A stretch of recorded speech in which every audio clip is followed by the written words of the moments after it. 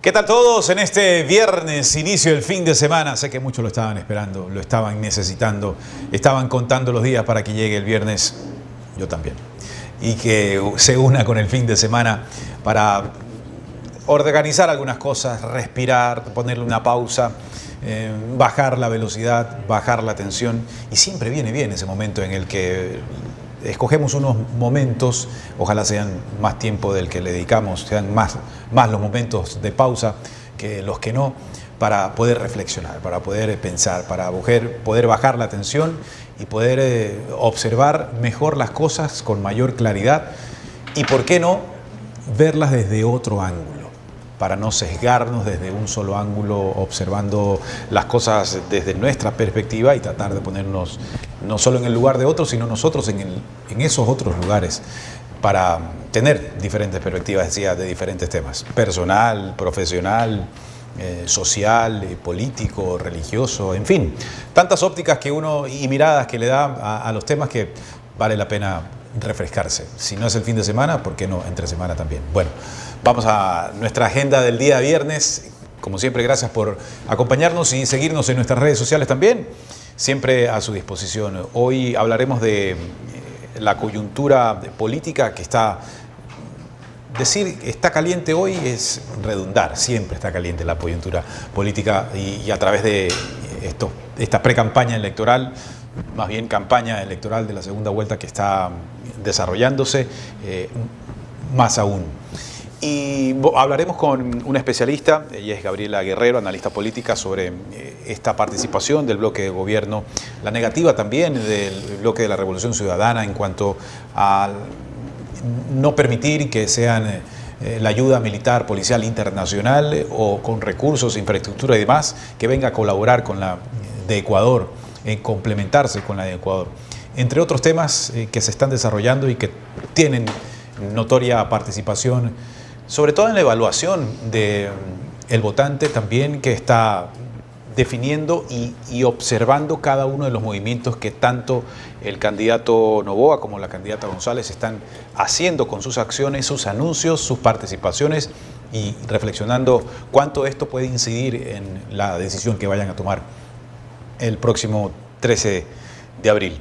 Y a propósito de las lluvias, la humedad, la presencia y acumulación de agua, ¿cuánto de este entorno beneficia o perjudica a nuestras mascotas? Y cómo nosotros tenemos que tener una mejor actitud en casa para procurar un mejor cuidado con ellos y con ellas. Así que estaremos hablando con un veterinario, Alberto Orlando, coordinador de la carrera de veterinaria de la Ecotec, para hablar de estos temas relacionados a preguntas también que, si usted las tiene, compártanoslas en nuestras redes sociales. Siempre las atenderemos para convivir mejor y cuidarlas mejor a nuestras mascotas en casa. Repito, bajo estas condiciones actuales de la humedad y las lluvias, que tienen diversos riesgos que deben de ser analizados, entre las alergias, las afecciones a la piel, los virus que puedan contraer, las bacterias y demás, el cuidado que tengamos en casa, la limpieza que tengamos en casa, en fin, temas con los especialistas que se los vamos a compartir. Así empezamos entonces. Póngase cómoda, póngase cómodo.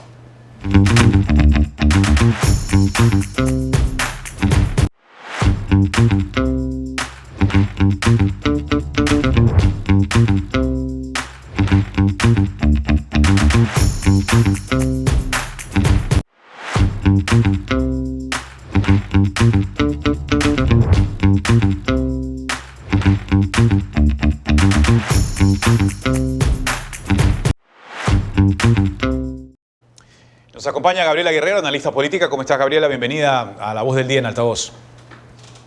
Muchísimas gracias, Andrés. Buenos días. Qué gusto el poder acompañarles en esta ocasión. El gusto es nuestro. Empecemos esta opinión respecto a lo que está ocurriendo en el país sobre los últimos hechos que nuevamente confrontan a los dos grupos políticos en estos momentos más fuertes del país, ADN y Revolución Ciudadana. Mientras unos promueven la participación o la incorporación de grupos militares o ayuda internacional para combatir el narcoterrorismo en nuestro país, el otro grupo, la Revolución Ciudadana, se opone rotundamente, argumentando que la soberanía está en riesgo con esta inclusión. Es el momento político actual que lleva a una reflexión mayor del electorado sobre esta coyuntura, o eso quedará, digamos que se quedará en la Asamblea, se resolverá en la Asamblea Nacional. ¿Cómo lo observas? A ver, creo que la respuesta en este sentido por parte de Revolución Ciudadana tiene que ir en función, ¿no es cierto?, a la propia Constitución que nace de este proyecto del socialismo siglo XXI. Por ende, si es que vamos a ser congruentes en la forma de pensamiento, en los valores que representan, incluso en la progresividad de su ideología, sería absurdo pensar que desde la Revolución Ciudadana va a existir, por ejemplo, un apoyo a el apoyo militar extranjero o las intervenciones de estados, ¿no es cierto? Hablamos justamente de un intervencionismo a la soberanía, por más de que otros partidos tengan otra lectura. A lo que voy con esto es, más allá de estar a favor o en contra, es lógico que Revolución Ciudadana no apoye este tipo de situaciones porque sería irse en contra a la inclusive propuesta que nace de ellos desde la parte constitucional. Entonces, para mí no se ve absurdo que tengan una negativa al respecto. Ahora, que eso frente a las necesidades reales del país sea beneficioso o no para el país, creo que esa es otra discusión.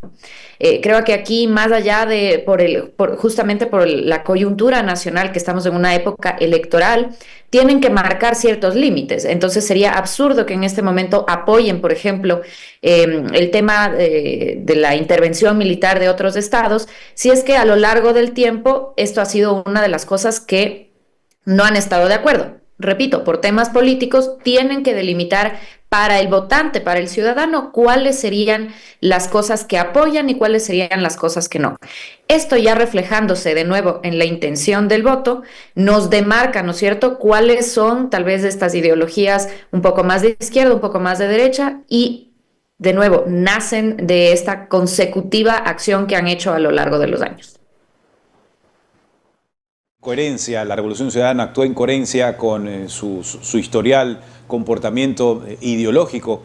¿Y cómo entender esto, Gabriela, la participación de Pablo Cabezas de mostrarse, digamos, a favor de revisión al menos de esta propuesta del presidente Noboa? Y con eso, pues precisamente se pudo cambiar el orden del día para incluir este tema que, por cierto, será también tratado la próxima semana. Y luego aparece el presidente de la República, como que ordenando, yo no estoy de acuerdo con esto, cuidado con lo que van a hacer. Habla de la presencia inmediata y de la dirección que nunca se ha perdido del expresidente Rafael Correa para dominar los temas y la agenda que su bloque ejecuta en la Asamblea Nacional.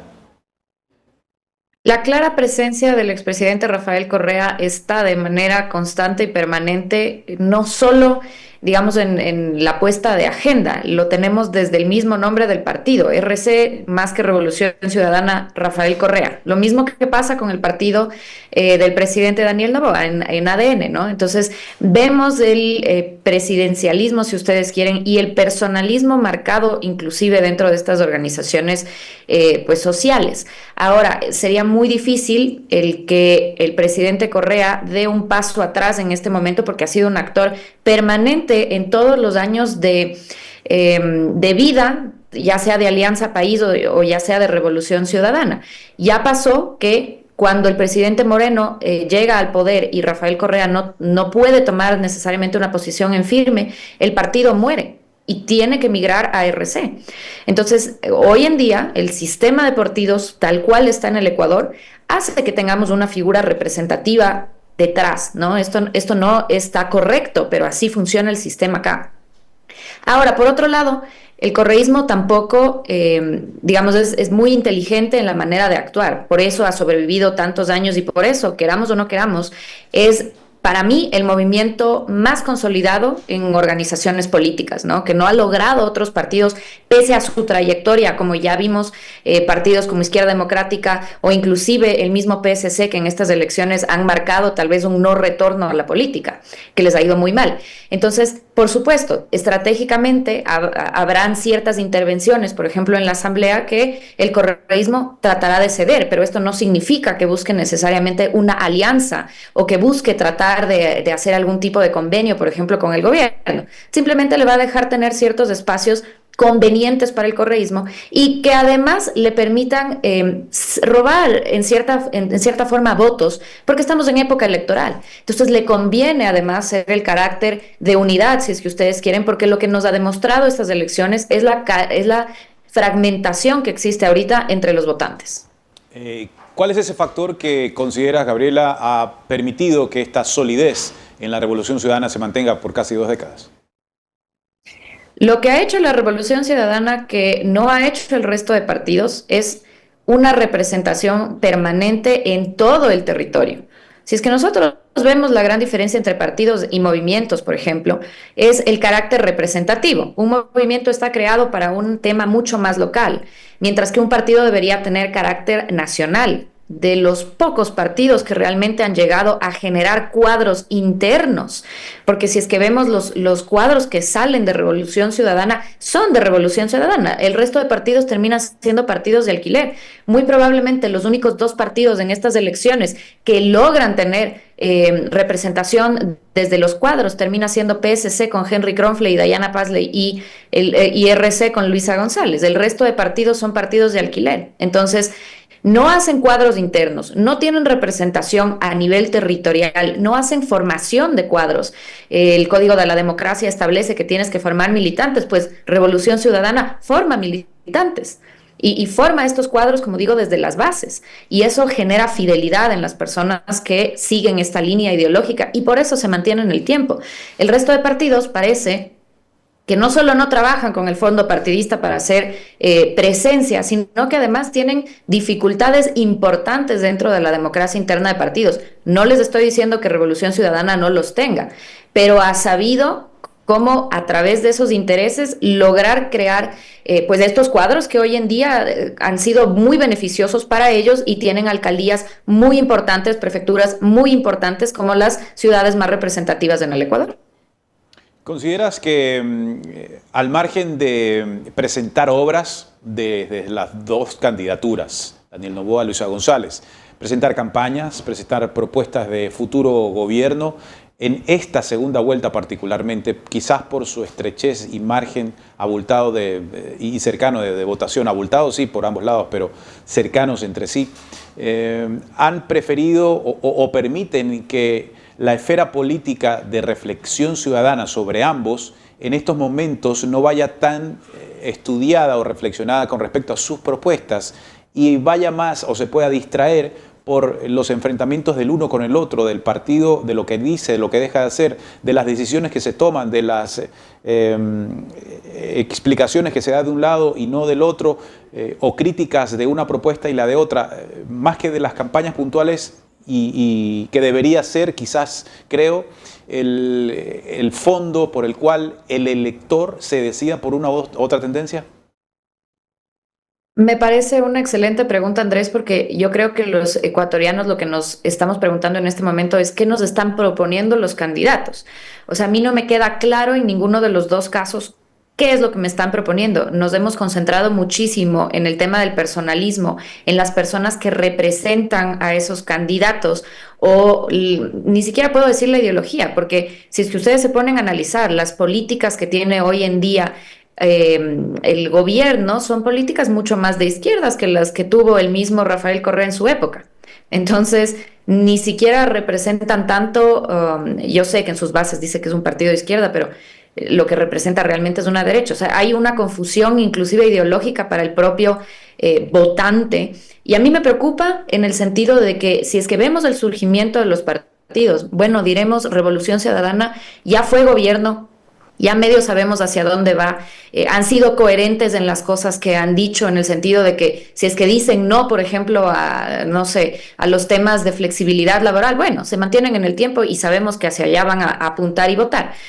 Pero en el caso de ADN, es un partido que se ha formado como catch-all, donde han recibido a muchos personajes de otros partidos, como el mismo PSC, Creo, Izquierda Democrática, un par de Revolución Ciudadana. Entonces se ha conformado de un montón de personas que yo les diría que no me queda claro el proyecto político que tiene. Por supuesto, han sido gobierno en estos meses y más o menos tenemos una noción, pero si es que hablamos de un plan a largo plazo, país 2050, en ninguno de los dos casos me queda muy claro hacia dónde queremos llegar como Estado. Y ninguno nos estamos preguntando qué es lo que me están realmente proponiendo. Nos quedamos ahí en el debate con un poco de estas propuestas con nombres extraños de candidatos como Iván Saquicela con el plan Hocico.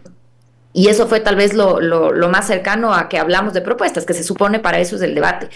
Entonces, me quedaré preguntándome si es que en este debate entre los dos candidatos que han quedado en esta segunda vuelta, sí vamos a escuchar propuesta país, porque no tenemos hasta ahora una planificación a largo plazo, una política pública, más allá del Plan Nacional de Desarrollo que viene con el gobierno de turno. Y eso también marcará el si es que llegamos a ser una constituyente que ha sonado en los dos lados, ¿no? ¿Hay argumentos de peso que tú observas van a ser determinantes o podrían ser determinantes en esta segunda vuelta electoral para definir el voto del elector, a quien se lo entrega en cualquier tendencia, relacionado a lo que han estado haciendo ambos candidatos, sumado a lo que podría pasar en el debate? ¿A dónde quiero llegar con la pregunta? Si hay mucho o poco espacio para que el elector pueda o cambiar de decisión o ratificar una tendencia nueva que le permita decidir su voto con lo que queda de campaña y debate presidencial. Creo que en este momento, como electores, estamos preocupados por la cercanía en votación que tuvo los dos candidatos, ¿no? Que no esperábamos tal vez que sea una cercanía del 0,24%. Entonces, esto nos deja dos lecturas. La primera es que, por supuesto, que el voto puede cambiar. El voto no está asegurado para ninguno de los dos candidatos, entonces ninguno de los dos candidatos puede bajar las defensas, por así decirlo, sino que tendrá que hacer una campaña importante si es que quiere, sobre todo, la consolidación de sus votos. ¿Qué es lo que sucedió? Que más allá de que realmente no se fragmentó el voto, sí hubo mucho voto en función a, por ejemplo, voto vergonzoso, que es yo voy a votar por uno, termino votando por otro. Hubo mucho voto castigo, como a mí me pasó esto, por ejemplo, a través de la crisis de seguridad energética, etcétera. Este voto también es castigo a este candidato. Le estoy dando la oportunidad, inclusive al candidato que no conozco. Acordémonos que mucha de nuestra población joven, que hoy en día tiene 18 años, no vivió necesariamente una época del correísmo. Más bien, ha vivido estos 8 años de crisis constantes a partir del 2017, energética, social, pandemia, etcétera, etcétera. ¿Con qué comparan? Entonces es obvio que si es que escuchas, ¿no es cierto?, a tus abuelos, a tu familia, que te dice en la época del correísmo yo estaba mejor, le vas a dar el voto porque no sabes con qué comparar. Entonces también se entiende por qué mucho voto joven se va hacia el otro lado, porque lo que ha vivido en los gobiernos actuales ha sido crisis tras crisis tras crisis, que no se ha logrado, digamos, determinar, ¿no? Entonces, hay un buen porcentaje de voto que se puede robar porque no es necesariamente un voto sólido, por ejemplo, el correísmo. Más bien, ahí yo sí creo que el presidente Noboa debería sentirse hasta orgulloso de haber sacado los datos que sacó, porque tras una crisis energética como la que sucedió, un enero con una alta violencia como nunca se ha visto en el país y que llegue a tener un 44,5%, a mí me parece un dato bastante importante. Tal vez el gobierno en este momento no lo siente de esa forma, pero creo que hay que tener un poco de análisis en ese sentido, ¿no? Entonces, ¿qué va a ser determinante? Que el candidato, cualquiera de los dos, haga cercanía con la ciudadanía. El ciudadano ha pasado demasiado en estos años, necesita, porque este es un país personalista y paternalista, necesita un candidato que sienta lo que el país siente, que se duela de la gente y que sea el candidato el que vaya. No queremos a un Ricardo Patiño, no queremos a un, no sé, Nils Olsson, no queremos a una Anabela Sainz, queremos a Daniel Noboa, queremos a Luisa González. Entonces son los candidatos los que determinarán esa cercanía y sobre todo deberán trabajar, por ejemplo, en las zonas donde se han dado cuenta que su votación va fluctuando o que no es una votación consolidada, ¿no? Ya no me sirve de nada ir, por ejemplo, a Guayaquil si es que sé que ahí ya tengo un voto importante. Me sirve ir tal vez a la ruralidad si es que yo quiero llegar a ese voto. Y sobre todo, eso me ayudará a mí también a bajar un poco el voto nulo, voto blanco, que es este indeciso, lo llamo así, en cierta forma, importante, que también va a determinar qué pasa en esta segunda vuelta.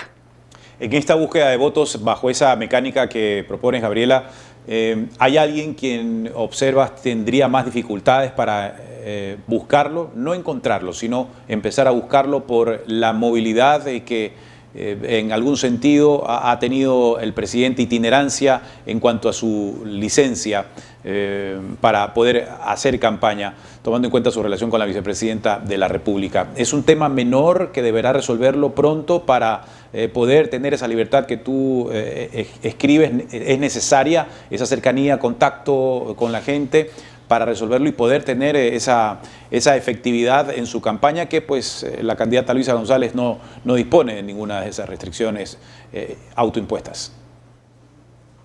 Así como le beneficia al presidente Noboa ser presidente candidato, también le perjudica. Sin duda alguna el tema con la vicepresidenta le ha limitado, por ejemplo, a hacer una real campaña en primera vuelta, y pese a que trató de hacerlo a través de su equipo de trabajo, digamos, repetir la estrategia, por ejemplo, del tema de los cartones, no le ha funcionado lo suficiente, porque además es una estrategia ya repetida. En general, las campañas políticas en este año fueron muy malas en todos los candidatos, no solo hablo del presidente, pero fueron campañas muy flojas, poco cercanas con la ciudadanía, de muy poca conexión.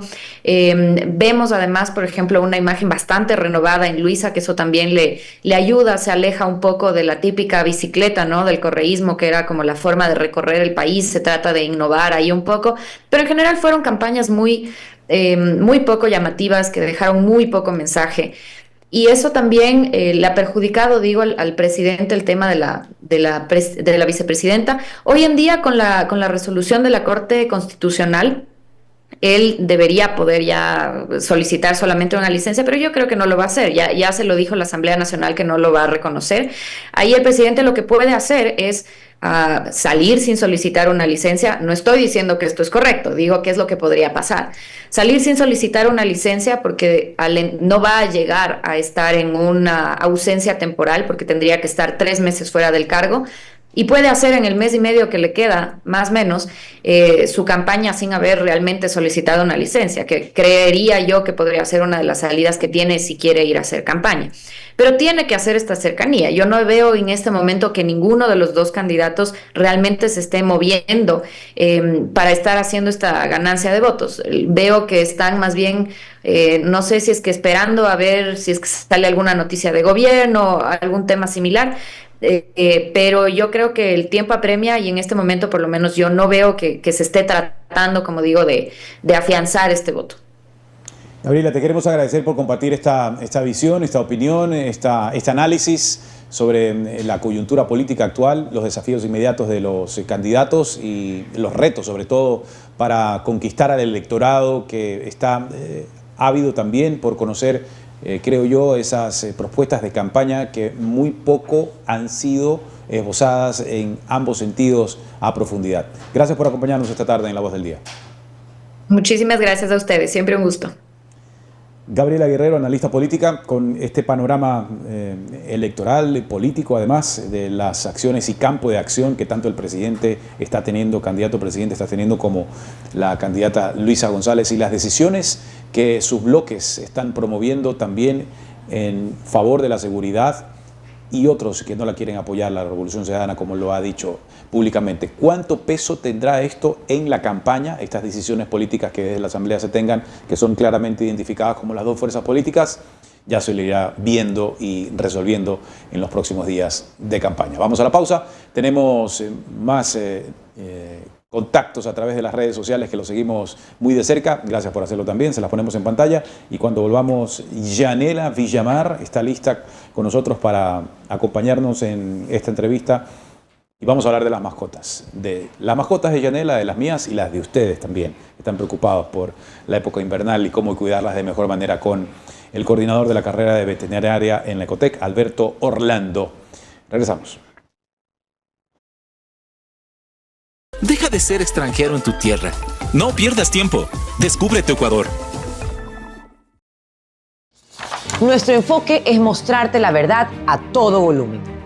Queremos inspirarte a pensar críticamente y a que encuentres tus propias respuestas de los temas que se están quedando sin resolver.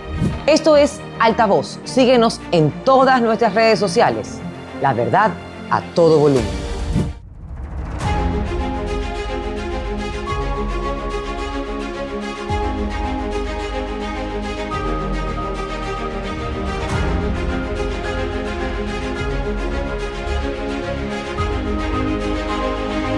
Descubre la verdad a todo volumen, con invitados expertos en los temas que te interesa conocer. Experiencias y perspectivas sin filtros. Hubieron jueces que por dinero son capaces de cualquier cosa. Y más vale la Asamblea perdió una oportunidad de poder también hacer su trabajo. Es un recinto donde reina la ignorancia. Somos Altavoz, la verdad a todo volumen.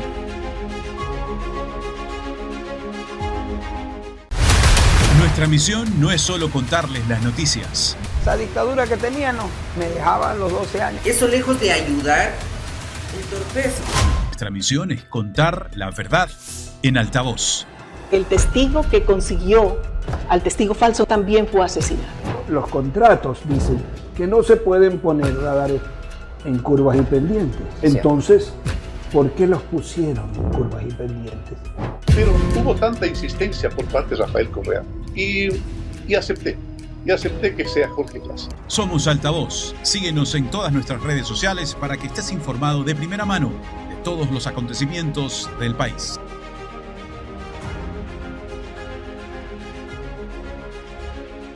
Deja de ser extranjero en tu tierra.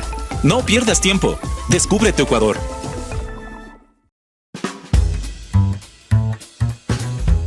Estamos listos en una nueva entrega de La Voz del Día en Altavoz. Gracias, como siempre, por acompañarnos. Pero no estaba en el... Sí, lo sé. Ajá. He venido para quedarme. De lunes a viernes, un café con JJ para contarles la verdad a todo volumen. Bueno, bienvenidos. Gracias.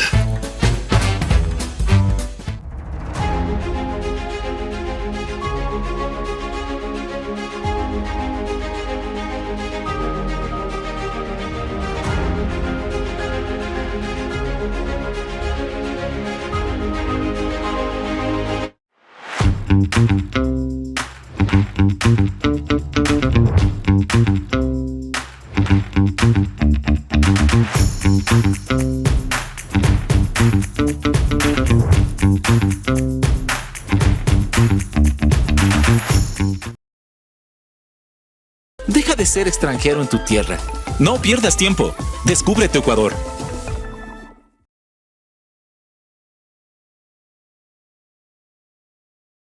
Y se siente, pero también se siente que las lluvias están fuertes, así que tienen que contarnos cuáles han sido las medidas que ustedes han tomado frente a estas lluvias que sin duda alguna no solamente nos sorprenden, sino que también han causado estragos. Imagínate que los carros se quedaron varados. Muchísimos. En media calle también entró mucha agua dentro de las casas. Entonces, bueno, sin duda alguna son parte de los estragos de este invierno que estamos viviendo de la niña, del fenómeno de la niña, que hay que tomar no solamente medidas dentro del hogar, sino también cuando salgamos a la calle, ¿verdad? Entonces, ¿qué te parece, Andrés, si vamos con una entrevista, cambiamos un poquito de tema y vamos a hablar justamente de lo que mencionabas antes del corte, que es las mascotitas? Muy bien. Así es. Tenemos en este momento a Alberto Orlando, él es coordinador de la carrera de veterinaria de la Universidad Ecotec. Alberto, ¿cómo vamos? Muy buenas tardes, mucho gusto. Aquí estamos, prestos para comunicar algunas cosas que creo que también es conveniente en la época de invierno.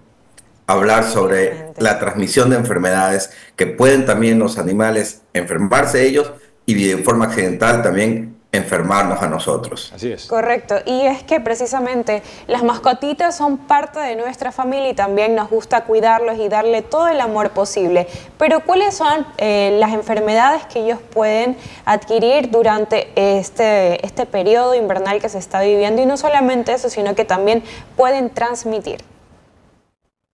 Justamente nosotros acá en la Universidad de Cotec La Costa, con nuestros estudiantes de medicina veterinaria, estamos viendo un listado de posibles enfermedades, pero realmente es enorme. De 300 enfermedades más o menos que pueden producirse o que se han identificado en el humano, 250 de ellas, así el 80% de estas enfermedades también la pueden transmitir al humano. Es decir, que esta definición de zoonosis se puede aplicar. Para ellos, al igual que nosotros, existen enfermedades realmente importantes. Una de ellas las mencionamos como es la leptospirosis. No sé si ustedes recuerdan, por el año pasado tuvimos un brote, el 2023 un brote bastante fuerte de leptospirosis. Algunas personas inclusive fallecieron. Fue un brote en Durán. Creo que que se registró como el brote más grande que ha sucedido en el país. Y los animales tienen un rol protagónico. Primero, porque ellos también se enferman.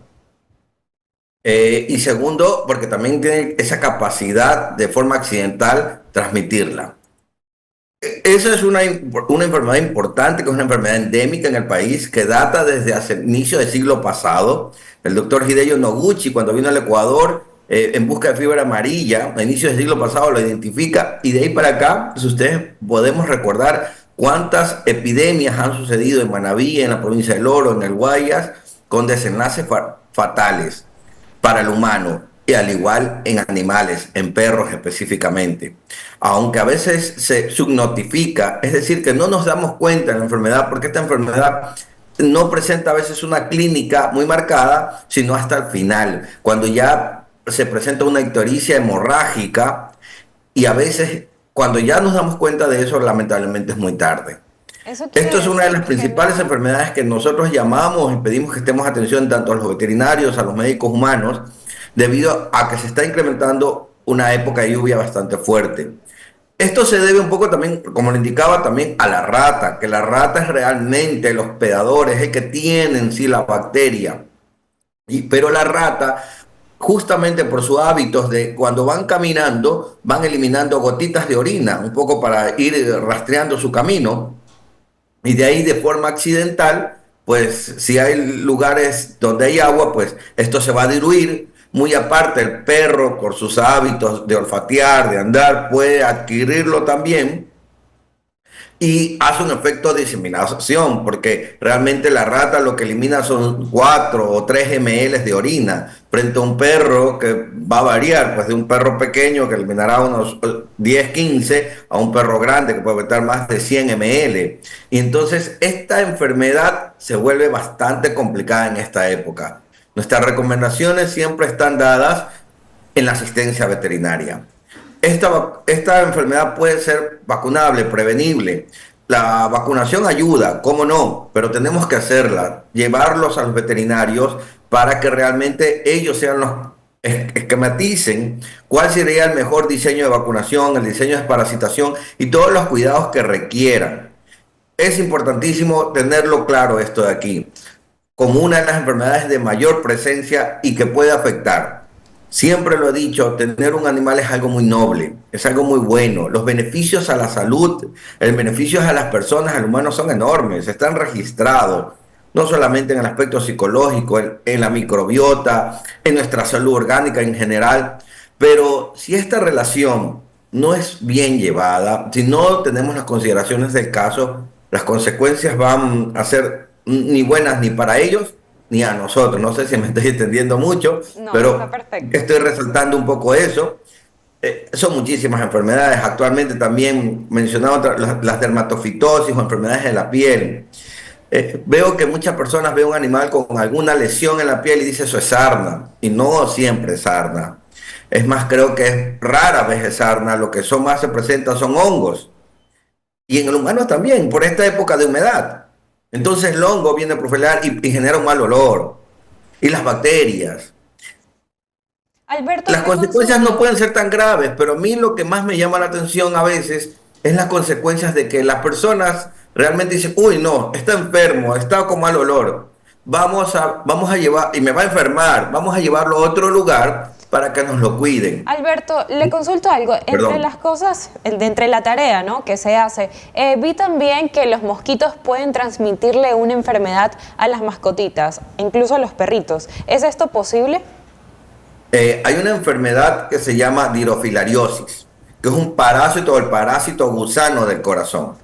Realmente hemos encontrado casos también acá donde sabemos que hay algunos tábanos, específicamente moscas, que succionan sangre y que a la vez van depositando huevos. Esta enfermedad es realmente de importancia porque, como lo indiqué, es un gusano que realmente se hospeda en el corazón. Hay reportes de casos aquí en Guayaquil, en el sector de San Borondón, en el sector de Urdesa, clases sociales inclusive media altas, que hay que estar atentos porque justamente la proliferación del mosquito realmente y de este tábano puede darse y producir la enfermedad. Que la enfermedad en un inicio es hasta inaparente porque solamente el perro pasa cansado, hay una hipoxia, hay una letargia, pero cuando ya comienzan los estudios podemos identificarlo realmente. ¿Y cuáles son esas principales señales? Ya que nos dice que identificar los síntomas es un poco complicado hasta que ya llega a una temporada como que ya se pone más complicada la situación de la mascotita. Pero, ¿cuáles son esos signos o esas señales que nos pueden advertir sobre que, bueno, que el perrito o el gatito necesita atención médica? Yo creo que es muy fácil, porque cada uno conoce a su mascota. Yo tengo 2 perritos, un gato. Y sé el comportamiento de ellos. Y yo cuando ya los veo que comienzan a estar deprimidos, a estar decaídos, y yo tengo un perrito que es bastante gordo, y él cuando ya veo que no está atento a la comida, para mí ya es un signo de atención, ¿qué está pasando? Y realmente ahí vienen otras cosas. Si ya sabemos que no tiene su vacunación, o si no lo hemos desparasitado, o no ha llevado al veterinario, pues es el momento. No hay que esperar a tener más clínica. No esperar que haya cuadros neumológicos o diarreicos o renales para poder hacerlo. Creo que es el momento idóneo actuar apenas vea algún comportamiento irregular. Alberto, ¿y cómo puedo adecuar mi hogar para tener a mi perrito o a mi gatito, a mi mascotita en buenas condiciones en esta temporada de lluvias? Te has hecho una pregunta que la voy un poco, no evadir, pero la voy a ampliar. ¿Por qué? Nosotros hemos hecho estudios aquí en la Universidad de Ecotec, inclusive con el Consejo Académico, hemos analizado algunas cosas. Situaciones de perros de razas grandes, un ejemplo, un golden, que es muy activo, un dálmata, en casas pequeñitas y que realmente ni siquiera salen. Perros que pasan enclaustrados, pasan sin salir, sin su deporte, sin ser animales. Y eso de entrada ya nos da un problema. Muy aparte que ya voy a responder tu pregunta sobre las condiciones, pero yo creo que desde ahí comencemos nosotros a analizar las condiciones y cuándo es el momento de elegir un perro y qué necesita mi perro. Aprovecho la oportunidad para indicar una vez más que todos los perros son animales. No es lo mejor a nuestras mascotas es recordar que son animales y que tienen hábitos como tal. El paseo, la caminata, la socialización para ellos es relevante, importantísima. No podemos tener animales enclaustrados como tal. Pero regresando a tu pregunta, las condiciones pues tienen que darse. Primero, estar en sombra, porque también hay otras consideraciones. Lo tenemos en un patio, al sol, sin agua. Algunas razas de perros inclusive pueden tener choques térmicos que les puede conducir a la muerte. Exponerse demasiado al sol por largas horas, no tener agua, el perro no tiene cómo sudar. Nuestros animales no sudan, ellos jadean y es una forma de disipar el calor, pero a veces es mucho más lento y si no lo logran, ellos se van a marear y de repente tú los vas a ver que se van a caer y esto inclusive puede producirle la muerte al animal. Pero por eso, regresando a las condiciones idóneas, un techado, un lugar seco, es importantísimo. alguna cama que sea aireada, no siempre todos los colchones, porque van a guardar humedad, más aún cuando el perro se pueda mojar, son los lugares idóneos para tal. No puedo decir que un patio esté mal o que adentro de la casa, porque ellos pueden vivir en ambos lugares, siempre y cuando los cuidados que requieran. ¿Qué hay con respecto a los paseos que hacemos con las mascotas y que de repente o está lloviendo o viene la garúa y ellos se quedan húmedos, entran húmedos a la casa, pero nadie los seca? Es decir, se secan solos o en su cama o en el patio o en la casa, pero no ocurre este proceso que pasa cuando se los baña, que es el secado absoluto. Esta puede generar una afección a la piel, la humedad que se va secando dentro de su cuerpo u otras complicaciones que puedan tener. Totalmente.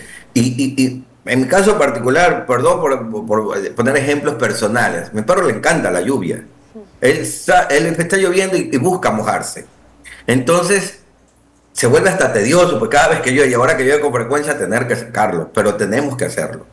Porque así mismo después, cuando hay aumentos de temperatura, típico, para la lluvia y de repente hace calor. Esto aumenta la humedad y la presencia de hongos, pues los puede realmente llevar a consecuencias no graves. Muy aparte que enfermedades respiratorias.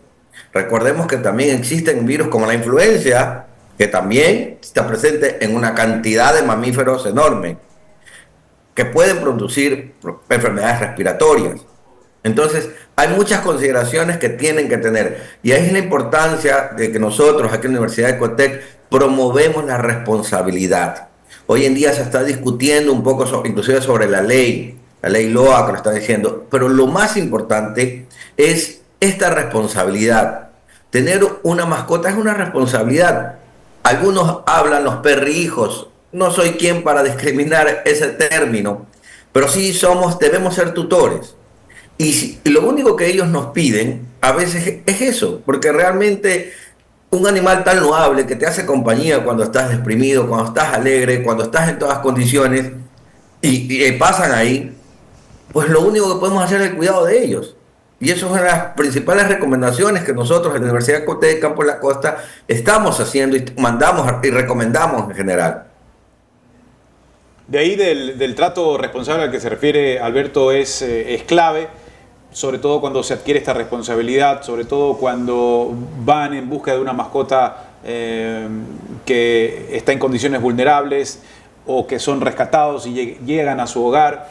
Y el conocimiento, información y educación es lo que menos quizás se difunda respecto al proceso educativo y concienciación general respecto a la responsabilidad que anotas se debe tener en casa con el cuidado de los animales, su compañía, su hora de paseo, su atención, sus juegos, su diversión, su preocupación por estar viendo que su entorno esté de la mejor manera y correcta, porque si no se tiene esa capacidad de responsabilidad para atenderlos, pues lo más sano es que no se adquiera esa mascota o que no llegue a su casa esa mascota, porque también a veces llega la mascota por novelería o por regalo de alguien y la responsabilidad no recae en los hijos, en los pequeños, sino en los adultos o en nadie en la casa. Finalmente la mascota queda como último punto en la casa.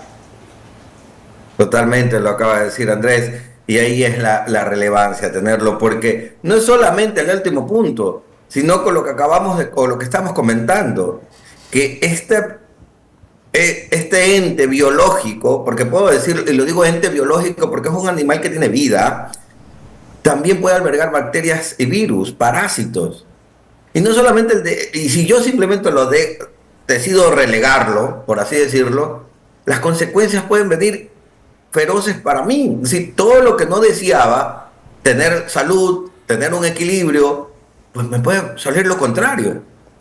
Entonces, me sumo a sus palabras y realmente creo que es el medio idóneo como altavoz para hacer esto, alzar la voz por ellos.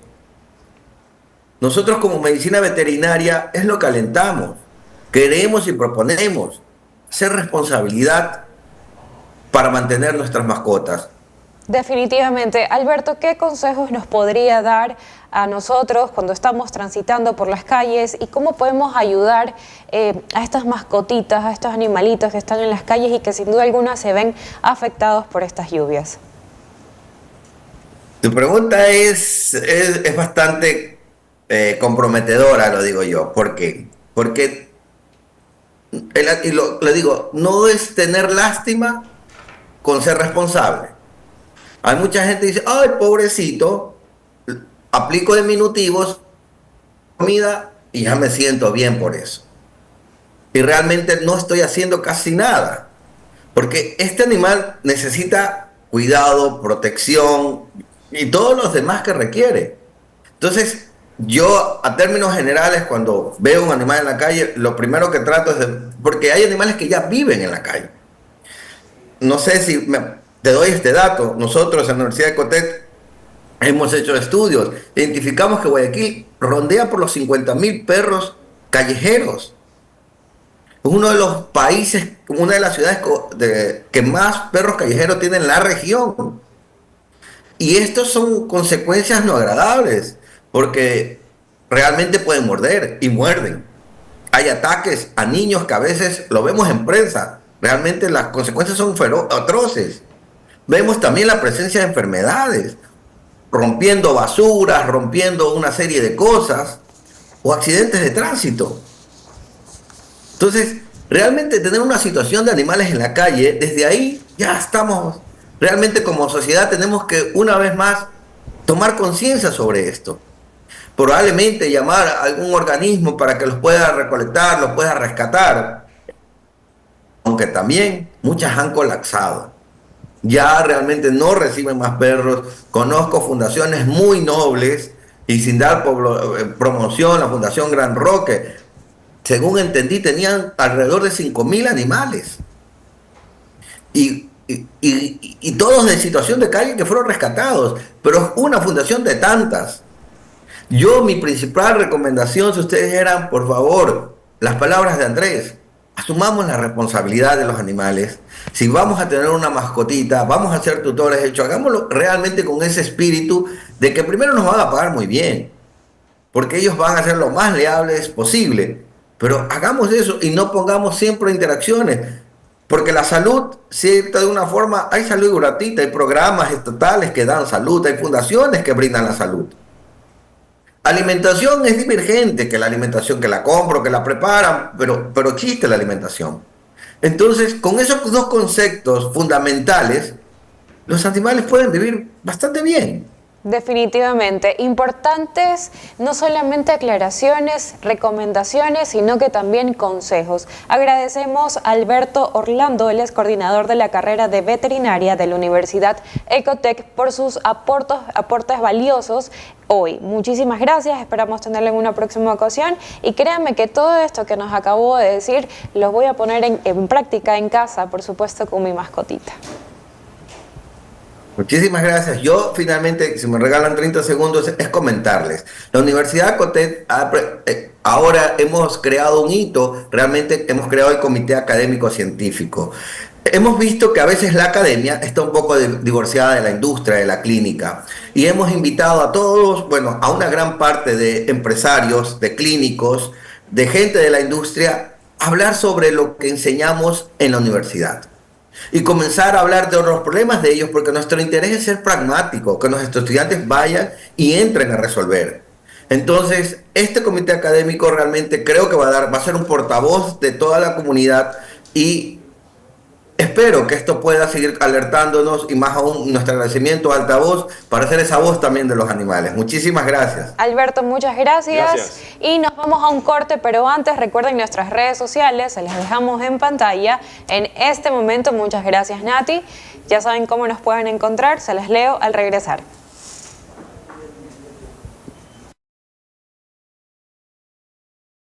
Deja de ser extranjero en tu tierra.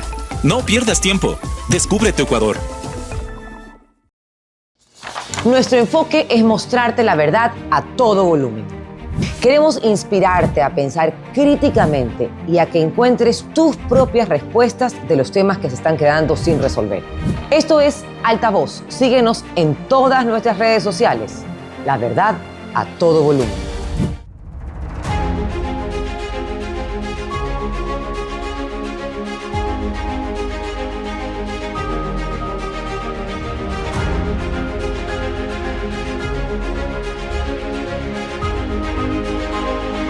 Descubre la verdad a todo volumen, con invitados expertos en los temas que te interesa conocer. Experiencias y perspectivas sin filtros. Hubieron jueces que por dinero son capaces de cualquier cosa. Y más vale, la Asamblea perdió una oportunidad de poder también hacer su trabajo. Es un recinto donde reina la ignorancia. Somos Altavoz, la verdad a todo volumen.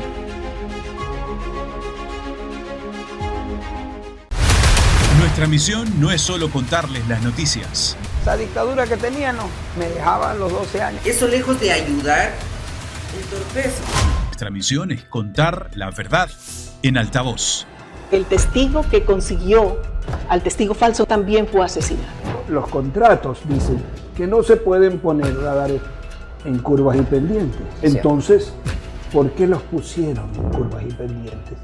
Pero hubo tanta insistencia por parte de Rafael Correa y acepté que sea Jorge Glass. Somos Altavoz. Síguenos en todas nuestras redes sociales para que estés informado de primera mano de todos los acontecimientos del país.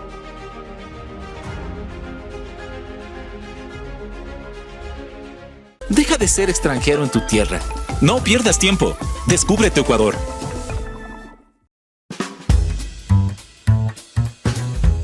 Estamos listos en una nueva entrega de La Voz del Día en Altavoz. Gracias, como siempre, por acompañarnos. Pero no estaba en el... Sí, lo sé. Ajá. He venido para quedarme. De lunes a viernes un café con JJ para contarles la verdad a todo volumen. Bueno, bienvenidos. Gracias.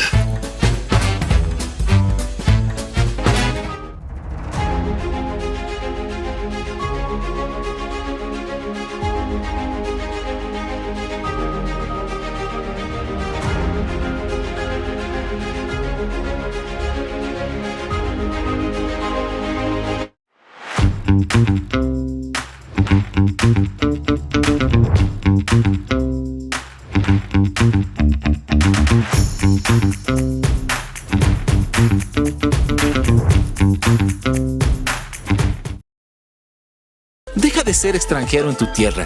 No pierdas tiempo. Descubre tu Ecuador. Así es, y continúan las precipitaciones y de moderada intensidad y puntualmente en gran parte del litoral norte y sur de la región interandina. De manera dispersa también en la Amazonía. Se prevé que los eventos de mayor relevancia se presenten los días 20, 21, 22 y 23 de febrero entre las horas de la tarde y madrugada. Tengamos mucho cuidado, mucha precaución al momento de salir de casa y por supuesto si va a viajar también tenga mucha precaución, revise su vehículo antes de emprender un viaje. Así es, tenga mucho cuidado. Así es. Ahí están las recomendaciones, los ríos, Guayas, de mayores precipitaciones en estos siguientes días hasta el domingo, ¿no? Así es, todo el fin de semana prácticamente se van a registrar estas precipitaciones, no solamente en Guayaquil, sino que también en varios sectores puntuales del país. Bueno, nos vemos en una próxima entrega de La Voz del Día. Como siempre, muchas gracias. Así es, nos vemos. Gracias.